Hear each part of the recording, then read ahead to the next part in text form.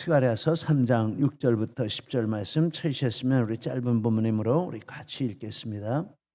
여호와의 천사가 여호수아에게 증언하여 이르되 만군의 여호와의 말씀에 네가 만일 내 도를 행하며 내 규례를 지키면 네가 내 집을 다스릴 것이요 내 뜰을 지킬 것이며 내가 또 너로 여기 섰는 자들 가운데 왕래하게 하리라. 대제사장 여호수아야, 너와 내 앞에 앉은 내 동료들은 내 말을 들을 것이니라. 이들은 예표의 사람들이라. 내가 내 종 싹을 나게 하리라. 만군의 여호와가 말하노라. 내가 너 여호수아 앞에 세운 돌을 보라. 한 돌에 7 눈이 있느니라. 내가 거기에 새길 것을 새기며 이 땅의 죄악을 하루에 제거하리라. 만군의 여호와가 말하노라. 그날에 너희가 각각 포도나무와 무화과나무 아래로 서로 초대하리라 하셨느니라. 아멘. 할렐루야. 오늘 하나님께서 우리를 예배의 자리에 불러주셨습니다. 이 자리에 우리 하나님 함께 하시는 줄 믿습니다. 오늘 말씀은 스가랴가 이렇게 하나님이 보여주신 네 번째 환상을 본 것인데 두 번째 시간이 되겠습니다. 여호수아에게 하나님 말씀에 순종하라라는 그런 내용이 나와 있습니다. 7절 말씀에 만군의 여호와의 말씀에 네가 만일 내 도를 행하며 내 규례를 지키면 이렇게 말씀을 하고 있습니다. 이 도라는 단어는 이제 성경에서 종종 나오는데 길, 행로, 본 뜻은 이런 뜻이고 성경에서 말할 때는 이 진리에 사람이 살아야 할, 따라야 할 진리 그리고 살아야 할 참된 삶의 방식 이런 의미를 가지고 있습니다. 그런데 내 도라 이렇게 도라고 사람들이 생각하는 게 많이 있는데 이 내 도라라고 했으니 하나님의 사람에게 제정해 주신 이 삶의 진리, 삶의 방식 이런 것이다라고 하겠습니다. 하나님이 우리 사람에게 주신 삶의 방식, 삶의 길이 가장 합당한 길인 줄 믿습니다. 그러면 동성애 이것도 삶의 방식이죠. 이거는 성경에 어긋나는 것입니다. 성경을 인정 안 하는 사람들은 이것이 자유다, 자유의 길이죠. 자유의 길이고 인권의 길이고 이런 식으로 생각하지만 방종이고 타락입니다. 무서운 죄악입니다. 왜냐하면 성경이 그게 죄라고 말씀하고 하나님이 정하신 규칙이 아니라라고 말씀을 하시니까 그렇다라는 것입니다. 하나님이 정해주신 사람으로서 살아야 할 방식, 살아가야 할 길, 따라야 할 진리 이게 이제 도라라는 말씀입니다. 하나님이 이렇게 하나님이 말씀하신 그 도를 따라 살라 그런 삶이 진짜다라고 말씀하시는 그 근거는 무엇입니까? 그래서 하나님께서 사람을 창조하셨기 때문입니다. 어떤 물건을 만들 때 그 물건을 만든 그 사람이 그 물건의 존재 방식을 결정하는 것이죠. 내가 이런 용도로 쓰겠다라고 만들면 그 용도로 써야 되는 것입니다. 안 쓰면 의미가 없는 것이죠. 사람을 만드실 때 이런 용도로 살게 하겠다. 이렇게 사는 방법으로 이렇게 만든다라고 하셨으니까 그 창조하신 하나님의 뜻을 따라 사는 게 맞다라고 하겠습니다. 그래서 신명기 8장 6절에 네 하나님 여호와의 명령을 지켜 그의 길을 따라가며 그를 경외하며 살지니라 경외할지니라 말씀을 했습니다. 성경은 줄곧 이렇게 하나님이 주신 그 도를 따라 살라 이렇게 말씀을 하십니다.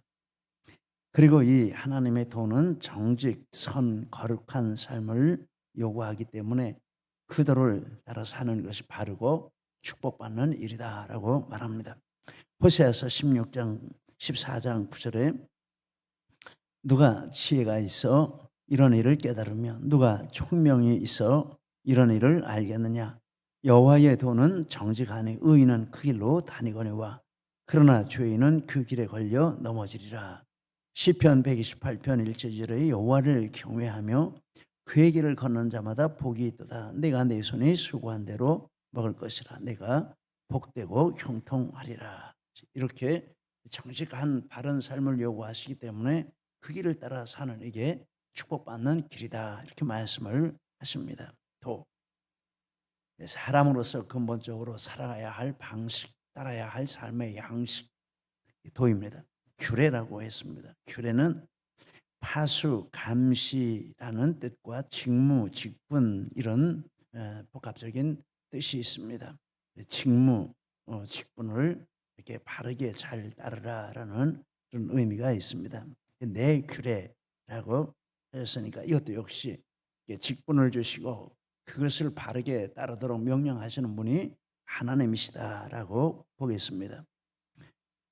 그렇게 하나님의 규례를 따르라 하신 것은 하나님께서 창조하셨을 뿐만 아니라 또 이 규례, 이것은 특별히 하나님 백성들에게 주신 그 직분을 바르게 따르고 순종하는 그것을 가리키는데, 이건 이제 구원받은 하나님의 백성들에게 특별하게 적용되는 이런 원칙이라고 하겠습니다.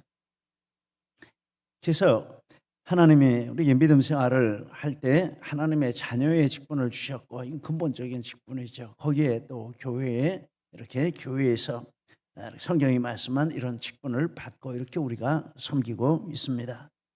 그래서 직분자들은 규례를 따라서, 직분자는 이렇게 하라라고 하는 그 규례를 따라서 살아야 한다라는 뜻입니다.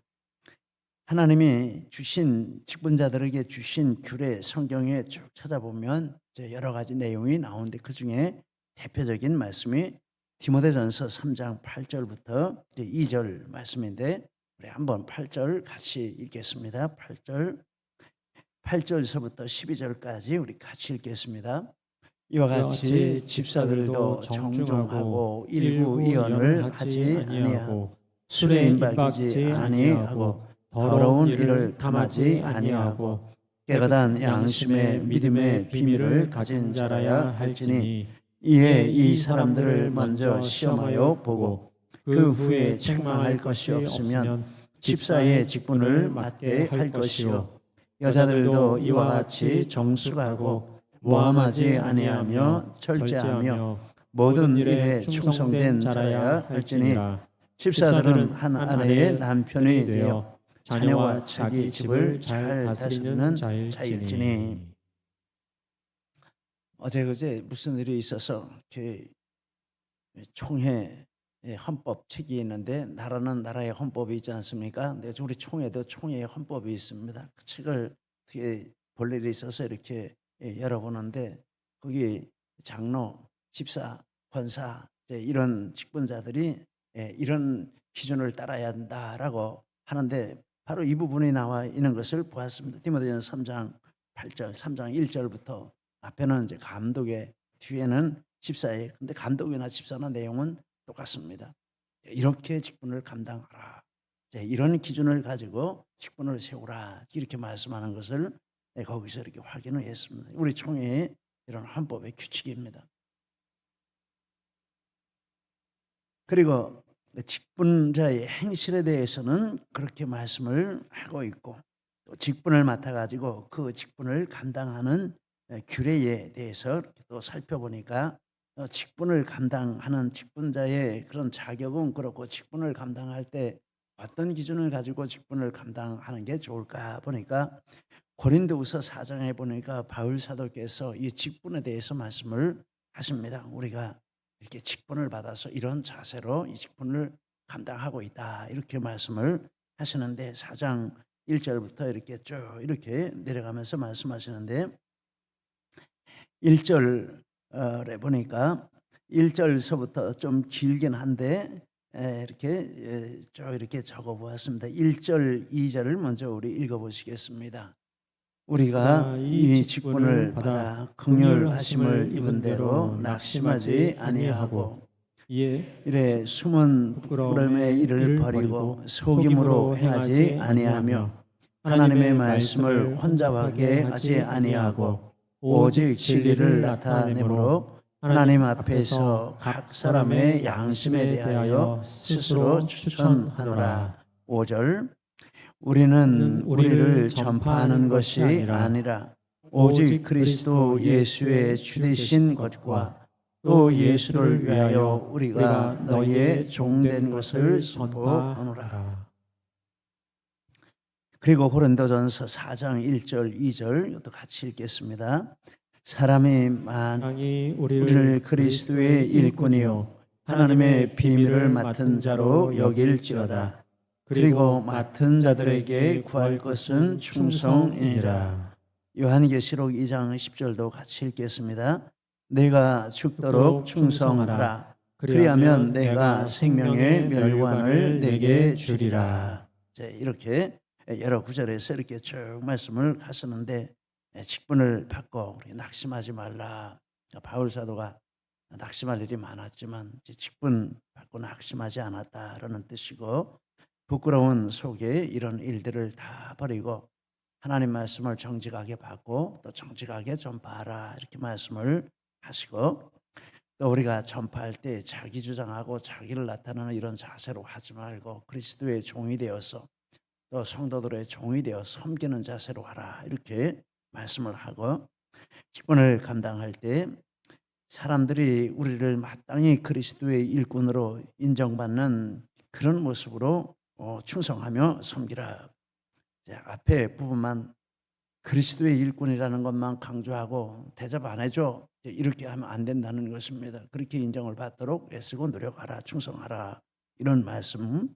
그리고 역대상 9장 27절이 또 이렇게 27절이 생각이 나고 29절이 생각나는데, 9장 27절도 우리 같이 읽겠습니다.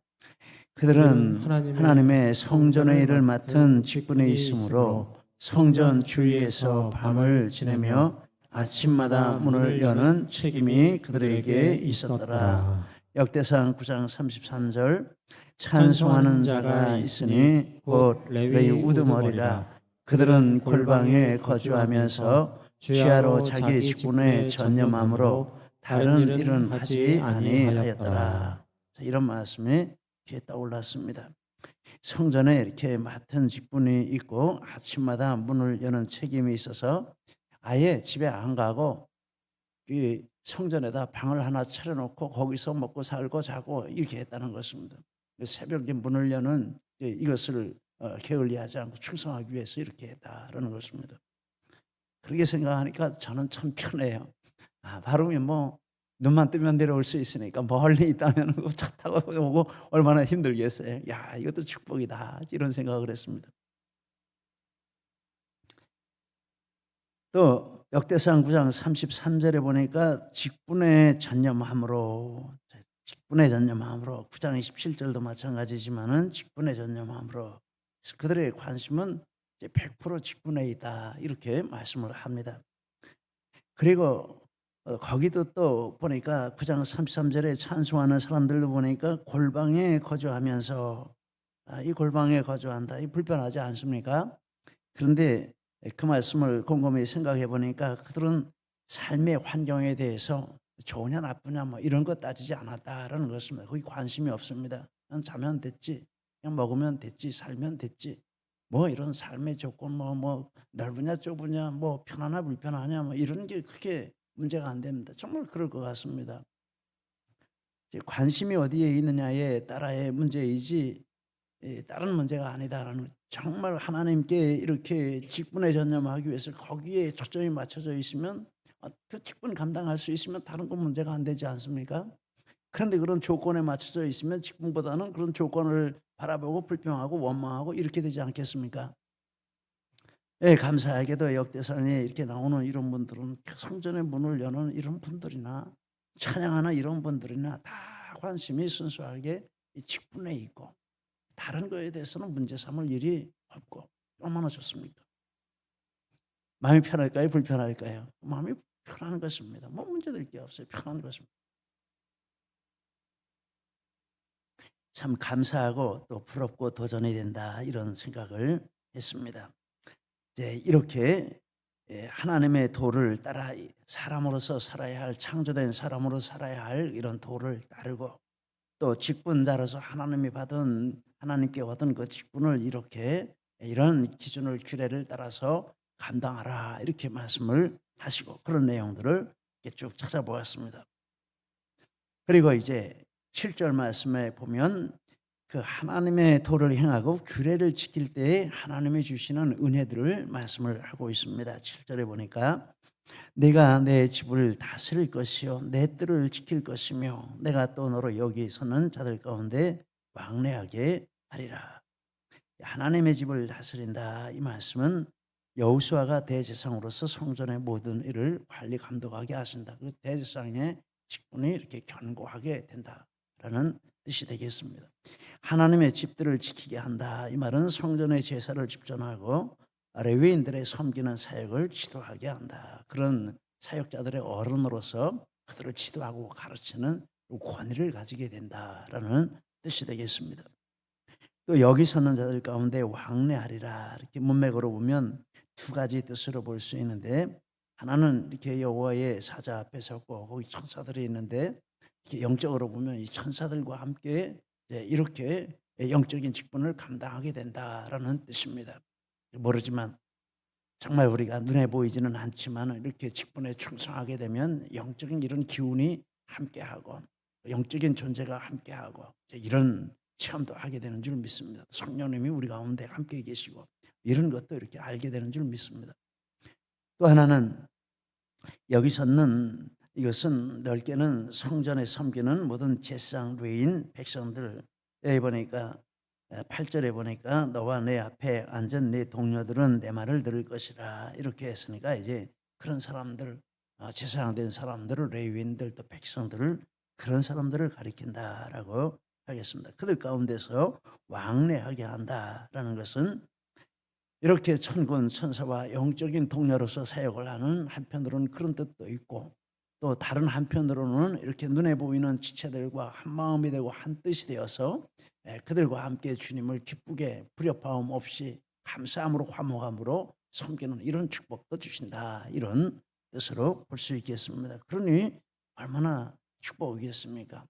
성전에 집을 다스리고 하나님의 집을 전체를 다스리는 이런 권세를 가지게 되고, 또 모든 일들을 지도하고 이렇게 와서 이렇게 나에게 묻고 배우고 이렇게 실천하게 하는 이런 관리 감독하는 일을 하게 되고, 영적으로나 육적으로나 같이 한 마음 한 뜻으로 섬기게 되고, 참 얼마나 감사한 일인가 이런 생각을 해보게 됩니다. 우리 모두 우리가 선 자리가 이런 자리가 되시기를 축복합니다. 얼마나 축복입니까? 그리고 이제 이런 내용과 더불어서 또 신약 성경에 직분에 충성하는 자에게 주시는 축복이 무엇인가 이렇게 하고 찾아보니까, 아까 읽은 고린도후서 4장 1절부터 5절까지 보았는데 그 다음에 내용들이 이제 이런 자세로, 앞에는 이런 자세로 우리는 직분을 감당하고 6절부터는 이런 자세로 직분을 감당할 때 하나님이 우리에게 이런 은혜를 주신다. 이런 내용의 글로 저는 이렇게 생각을 하며 읽었습니다. 자, 보니까 6절 말씀, 고린도후서 4장 6절 말씀 같이 한번 읽겠습니다. 어두운 데에 빛이 비치라 말씀하셨던 그 하나님께서 예수 그리스도의 얼굴에 있는 하나님의 영광을 아는 빛을 우리 마음에 비추셨느니라. 아까 말씀한 대로 직분에 충성할 때 하나님이 주시는 이제 은혜를 말하는 것입니다. 우리는 낙심하지 않고 부끄럽지 않게 하나님 앞에 진실하게 하나님의 일에 전념하고 다른 조건 따지지 않고 주님 섬기는 거 감사해서 이렇게 한다라고 할 때, 그때 하나님이 주시는 은혜가 있는데, 하나님의 얼굴에 있는 그 영광을 아는 빛이 우리에게 이게 비춰오고 우리를 통해서 또 사람들에게 비춰나간다라고 말씀합니다. 너무너무 감사한 일 아닙니까? 또 하나 7절 말씀, 이것도 같이 읽겠습니다. 우리가 이 보배를 질그릇에 가졌으니 이는 심히 큰 능력은 하나님께 있고 우리에게 있지 아니함을 알게 하려 함이라. 이 능력이 이게 내 능력이 아니고 하나님의 능력이로구나, 이것도 체험하게 된다라는 것입니다. 순수하게 할 때 이 보배가 질그릇에 담겨서 그 질그릇을 사용하는데 질그릇이 그걸 깨닫는 거죠. 이게 내 능력이 아닌데 하나님의 능력이 하시는구나. 자, 이게 얼마나 축복입니까? 그래서 하나님의 큰 능력이 질그릇 같은 우리지만 우리를 통해서 이렇게 나타나는 이런 체험을 하게 된다라고 하겠습니다. 8절 9절도 같이 읽겠습니다. 우리가 사방으로 쌓임을 당하여도 쌓이지 아니하며 답답한 일을 당하여도 낙심하지 아니하며 박해를 받아도 버림받지 아니하며 거꾸로 뜨림을 당하여도 망하지 아니하고. 자, 이걸 보니까 또 고난을 만나고 환난을 만나긴 하는데 그게 이기는 게 아니라 내가 이기는 거예요. 그럼 됐잖아요.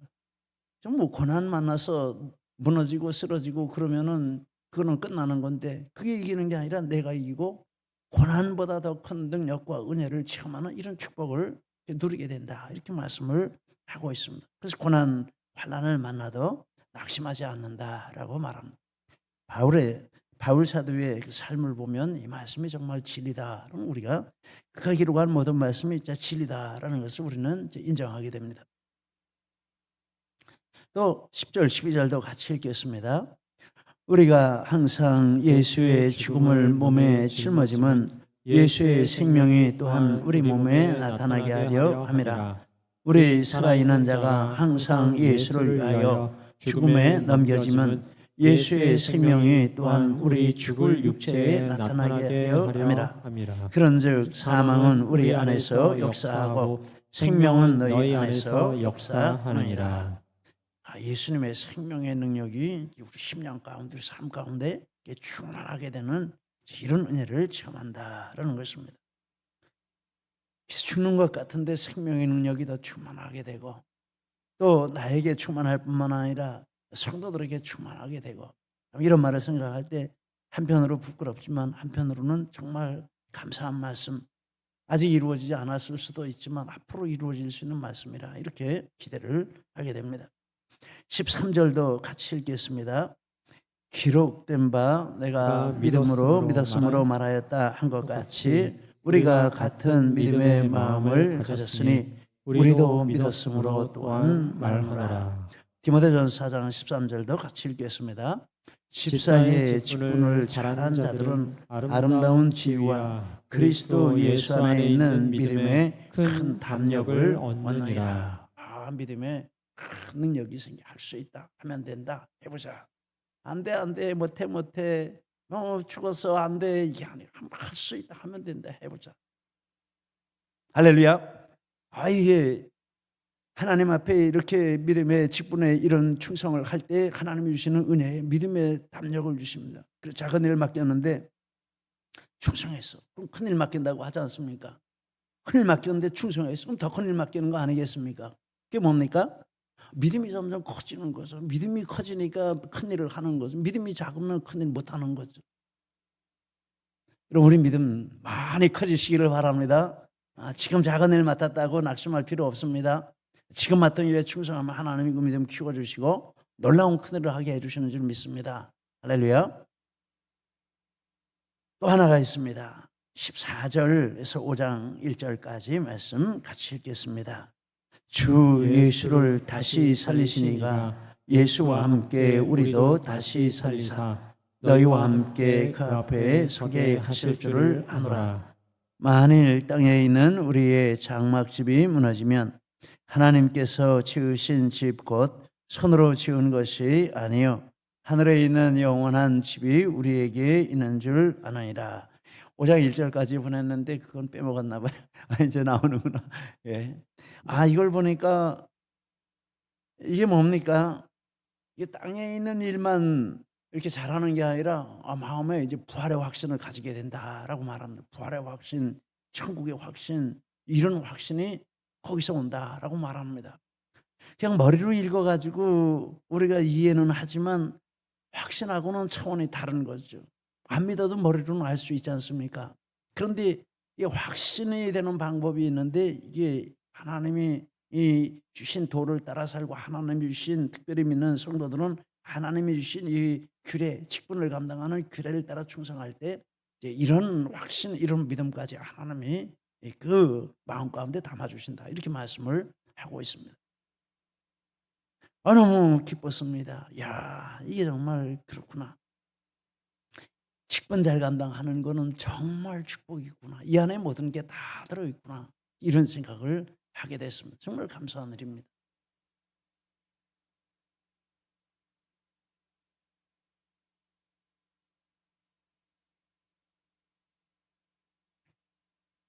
그리고 하나님께서 여호수아에게 도를 행하고 규례를 지키라 하실 때 이제 다음과 같이 이렇게 그 앞에 보면 이렇게 하십니다. 여호수아를 대적하고 참수하는 사단을 책망을 하신 내용이 나오고 있습니다. 이건 지난 시간에 이렇게 나눈 말씀인데 또 간단하게 보면 여호수아를 불에서 꺼낸 그슬린 나무라 2절에 이렇게 말합니다. 이는 불에서 꺼낸 그슬린 나무가 아니냐. 이것은 구원받은 것을 가리킨다라고 했습니다. 전적인 하나님의 은혜로 불에 들어가서 완전히 타서 없어졌으면 멸망된 거죠. 근데 불에서 꺼내서 나무가 있어요. 그슬렸지만 어쨌든지 나무가 있어요. 이건 이스라엘 백성들이 다시 구원받고 회복된 그 포로에서 돌아온 이런 택하신 백성들을 가리키는 뜻이라고 했습니다. 하나님의 은혜로 구원받은 것. 그리고 여호수아의 죄악을 제거해 버리셨다. 4절 말씀. 여호와께서 자기 앞에 선 자들에게 명령하사 더러운 옷을 벗기라 하시고 여호수아에게 이르시되 내가 네 죄악을 제거하여 버렸으니. 이것은 죄사함의 체험과 확신입니다. 하나님이 내 죄를 사해 주셨구나. 이런 체험. 또 이것에 대한 확신. 하나는 구원에 대한 확신. 하나는 죄사함에 대한 확신. 그리고 아름다운 옷을 입히고 머리에 정결한 관을 씌워주셨습니다. 4절 5절에 내게 아름다운 옷을 입히라 하시기로 내가 말하되 정결한 관을 그의 머리에 씌우사매 정결한 관을 그 머리에 씌우며 옷을 입히고. 이것은 삶의 변화가 되겠습니다. 그래서 앞에 부분에 하나님께서 이렇게 앞에 부분에 말씀하신 후에 이제 하나님이 도를 행하고 하나님이 규례를 지키라 이렇게 말씀을 하셨습니다. 그래서 이런 순서를 이렇게 생각하며 이렇게 이제 순서를 정해 봅니다. 직분을 받기 전 사역하기 전에 먼저 이런 내적 외적 변화가 분명해야 됩니다. 허겁지겁 직분 줄 일이 뭐가 있습니까? 직분이 그 영혼을 구원하는 거 아니지 않습니까? 직분이 그를 거듭나게 만드는 거 아니지 않습니까? 근데 거듭난 것도 아니고 구원받은 것도 아닌데 무거운 직분만 주면 짐 되지 않습니까? 바르게 해야 하고 분명하게 해야 합니다. 앞에 그런 체험과 확신과 이런 게 분명하게 있고 그 다음에 직분을 받아서 그래야 직분을 감당할 수 있는 이런 자격도 되고 능력도 된다라는 뜻이 되겠습니다. 그래서 직분을 받고 사역을 감당하는 것이 구원의 조건이 아니다라는 것입니다. 그러려면 거꾸로 돼야죠. 내 도를 지키고 내 규례를 지키라 이게 먼저 나오고 그 다음에 불에서 거슬러냈다 어쨌다 이런 게 나와야 되는 거예요. 근데 그게 아니고 바르게 됐습니다. 먼저 구원의 조건을 이룬 다음에 그리고 그 다음에 직분을 받아서 이렇게 섬기라라고 말씀합니다. 그래서 직분을 받고 사역하고 섬기는 것은 구원의 조건이 아니고 구원의 결과로서 주어지는 은혜다라고 말씀을 하고 있습니다. 구원의 은혜를 받았기 때문에 직분을 받아 힘을 다해 충성할 수 있다라는 것입니다. 그 직분과 사역은 충만한 구원의 감격으로 은혜를 기뻐하면서 이렇게 섬기는 게 이게 직분을 감당하는 성경적인 자세다라고 합니다. 우리 직분을 받으신 모든 분들에게 하나님이 이런 축복을 주신 줄 믿습니다. 네 번째 환상을 통해서 하나님이 이제 이런 교훈을 이렇게 스가랴에게 주시고 있으십니다. 우리에게 주시는 진리의 말씀인 줄 믿습니다. 이 은혜가 우리 모두에게 충만하시기를 예수님 이름으로 축복합니다.